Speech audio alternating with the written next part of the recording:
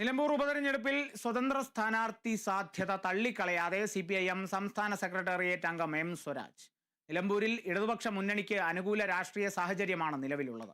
PV അൻവറിന്റെ ചേരിമാറ്റത്തിന് വോട്ടിംഗിലൂടെ ഇടതുപക്ഷവും ജനങ്ങളും മറുപടി നൽകും. സ്ഥാനാർത്ഥി നിർണയത്തിലെ UDFന്റെ നിലവിലെ ദുരവസ്ഥയിൽ സഹതാപം മാത്രമാണുള്ളതെന്നും M സ്വരാജ് പറഞ്ഞു.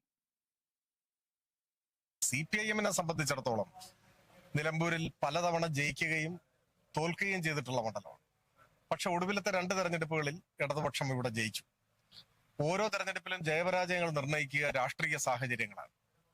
ഇപ്പൊ രാഷ്ട്രീയ സാഹചര്യം ഇടതുപക്ഷത്തിന് അനുകൂലമാണ്. തെരഞ്ഞെടുപ്പ് ഇവിടെ പ്രഖ്യാപിക്കുന്ന ഘട്ടത്തിൽ LDF ചർച്ച ചെയ്ത് തീരുമാനിക്കും. ഇപ്പോ സ്വതന്ത്രനാണോ അല്ലയോ എന്ന കാര്യത്തിൽ അഭിപ്രായം പറയാനുള്ള സമയമായിട്ടില്ല. 5 വർഷത്തേക്ക് ജനങ്ങൾ വിശ്വാസമർപ്പിച്ച ഒരാൾ ആ വിശ്വാസം സംരക്ഷിക്കാതെ പോകുമ്പോൾ സ്വാഭാവികമായും ജനങ്ങൾ അവരുടേതായ നിലപാട് സ്വീകരിക്കും.